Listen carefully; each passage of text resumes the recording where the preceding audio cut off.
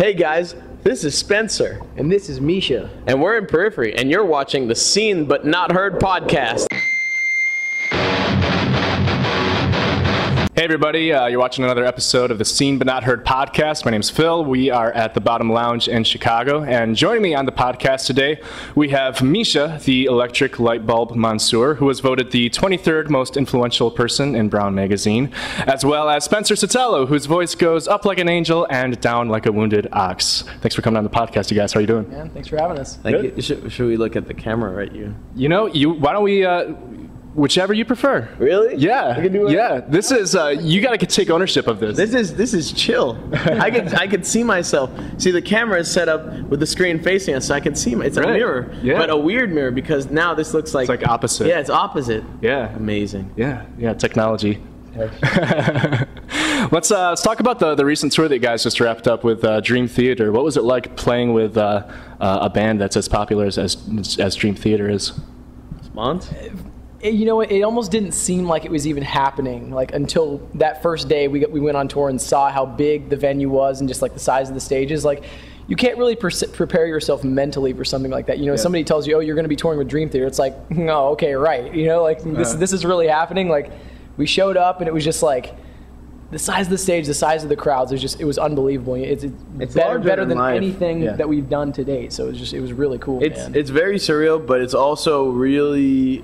it gives you a real some real insight into how bands that big operate. You know, like the level of production and just the work that goes into everything. Like, they set up at 9 a.m. Like, they build their stage from scratch. They set up. They bring their PA with them and like set it up every day. And it's crazy. The crew that they have. They bring the people behind the scenes. You know, it's insane. They have like 15 to 20 people. They have 2 full tour buses full of crew people. Just crew people, and then 3 trucks full of their stage. And it's just on a scale that we've never experienced. So we learned a lot. We definitely learned a lot, and the crowds were really cool for what they were. But Dream Theater crowd is definitely a lot more subdued, and you're really far away from them. And a lot of the venues were entirely seated. Yeah. So it almost feels like a recital. Oh, wow. So this is That's a lot of pressure. No mosh. Yeah, there's definitely. I mean, like there was like mosh pits like maybe 1 or 2 nights on that whole tour, and they were very brief. Yeah. But I'd say like it's definitely kind of cool to be going back to a club tour for that reason. Like the energy, I miss that for sure. I miss being able to look people right in the face. Being 3 or 4 feet in front of you as opposed to 15 or 20 behind the barricade. Yeah, and have them probably singing along too. Singing your words. Yeah. I mean, like it was definitely not our crowd on that tour, right. And hopefully on this tour it should be a lot more our crowd. So definitely we that will be a lot more fun. But that was a really cool once in a lifetime experience that I'll definitely never forget. Yeah. Now I've heard for you especially, Misha, Dream Theater was like a big influence on you as a musician. Yeah, what are some other bands or artists that you guys grew up really admiring and appreciating? And what is it about those musicians that you respect and admire so much? I'll let you take this. I'd say around that time I was listening to I'd gone to Dream Theater when I was about 14 or so, and that's when I really got into music that I love and was playing guitar and all that, and the bands I was into around that time were like Deftones and Tool and Slipknot and Korn and stuff like that. Dillinger came later, and Meshuggah came later, and all that. That came as a result of listening to Dream Theater and having my mind open. But a lot of those bands like Deftones, for example, and Tool, those bands, they're still relevant today. Yeah. And they still sound like you can't classify what they sound like. I remember people calling Deftones new metal, and then it was like alt rock, and it's like now they've just given up. Kept up with everything else that's relevant. Because they've kept up, but they've kept up by not sounding like anything else out there. They just always sound like their band. Like they've always been in. And I think that's really amazing. I think that's probably. There's always an X factor to the band. It's something that you can't exactly quantify about a band that really has something special, and those bands have it in droves, and that I think is what has kept them relevant over the years, more so than trying to emulate or adapt to the times. Yeah, they are who they are. They are exactly. That's funny that you mentioned Deftones, because I was just talking with a friend recently about how a band like Deftones has lasted for so long, and they're respected like across every genre. Like every band, doesn't matter what exactly they're doing, everyone has a mutual appreciation and respect for Deftones, it seems like.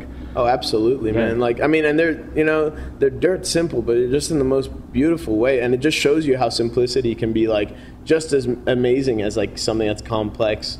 It's just as mind-blowing and just as effective at bringing out an emotion or something like that. I love those Deftones records as much as I did when I was 14, which is pretty crazy. There's not a lot of bands I can say that about, and I feel the same way about Tool. Right. I know he feels the same way about Slipknot. So like a lot of those bands have been very influential, like in a very deep way. Timeless music. Now, as I'm sure you guys are aware, you are also now influencing a younger generation of musicians kind of coming up in the scene. And I would be completely remiss if I didn't mention Djent on the podcast.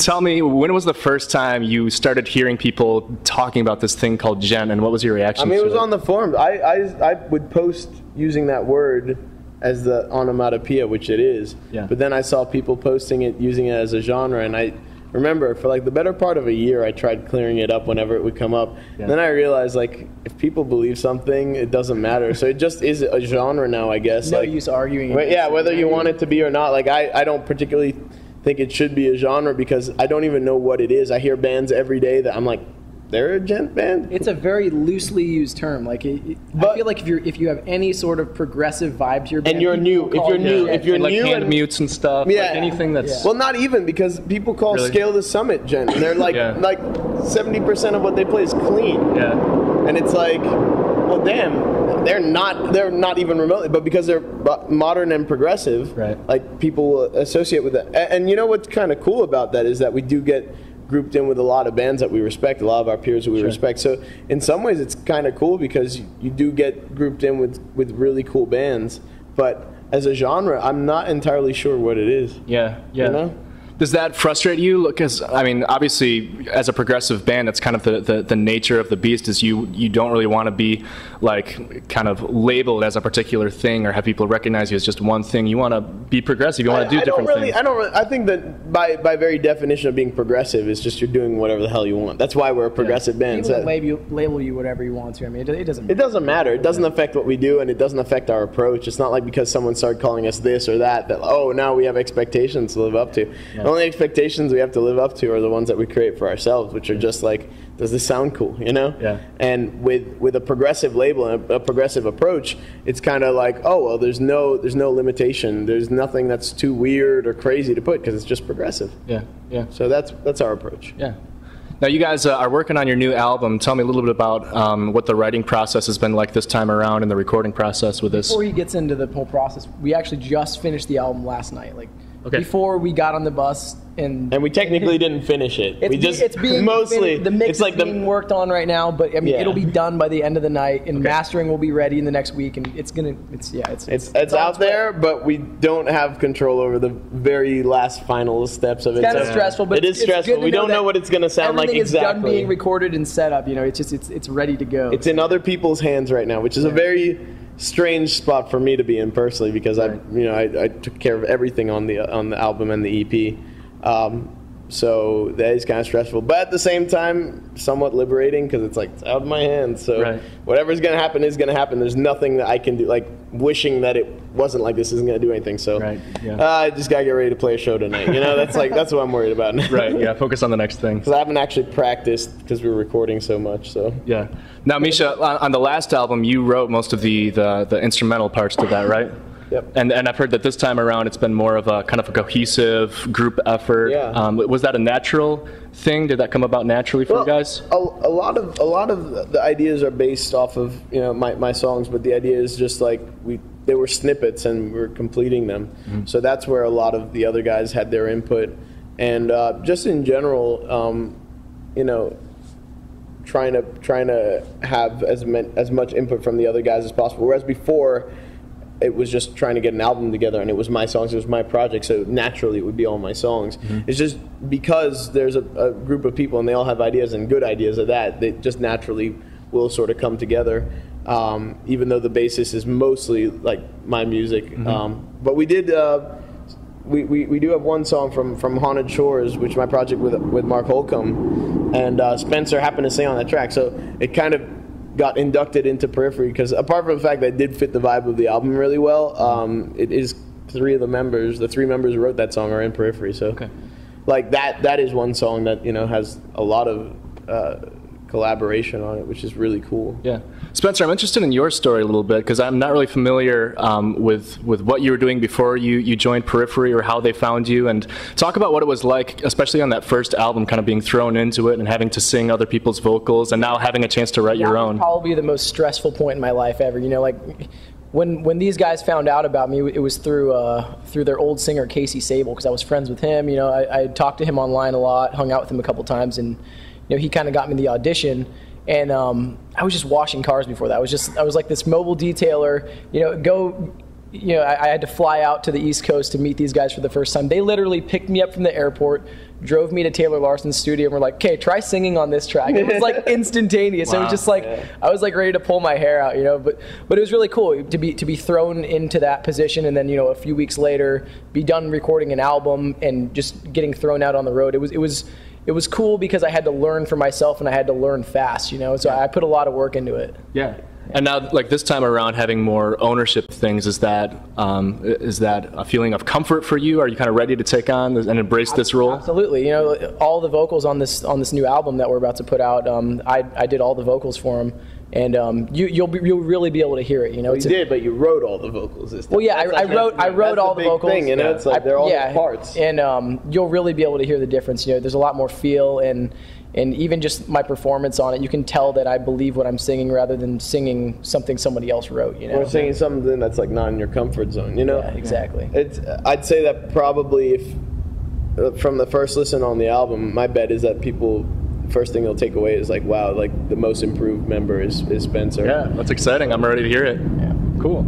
I've also heard, I saw on Facebook that there was kind of a rumor going around about like a petition to get Dave Grohl to sing like as a guest vocalist or something on the album. Where did that come from? Cool, right? Hey, we got future albums. He's from Virginia, which is not very far from where we are. So that needs to happen. Yeah. Dave Grohl's the boss. He's awesome. Dude, he is. Dave Grohl is like pretty much the reason I started music. Like, I loved Nirvana, and I was like, I want to play drums and guitar like Dave Grohl, and I picked up both instruments for that reason. I was like, if he can do it, I can do it. And he's another musician who, like, to this day, I respect and love just as much as I did when I was just starting out. Like, about as legit as a musician comes, and I just love him. So yeah, if any of you guys know anyone who can get us Dave Grohl for our next EP or album or whatever, totally, Were you able to at least reach out to him? Were you able to get a hold of him, or it was just we didn't take it that far? Yeah, he's way out of our league. We need some help for that one.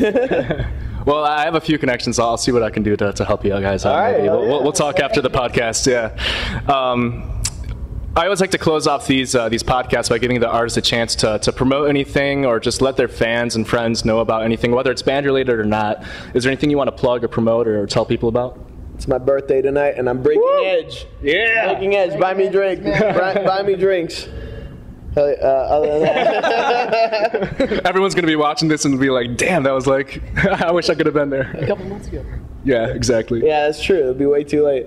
Well, buy me drinks when next time you see me. The album's coming out soon. Be sure to pick it up. iTunes or in stores, whatever. Yeah. Check out our album. Hopefully you won't hate it.